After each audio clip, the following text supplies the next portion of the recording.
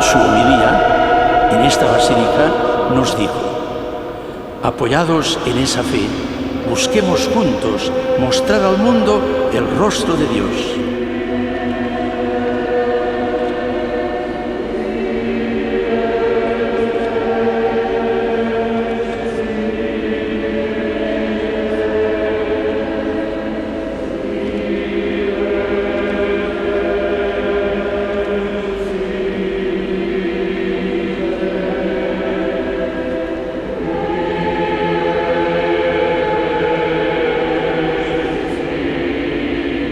El senyor cardenal ha rebut una carta autògrafa del Sant Pare Benet XVI.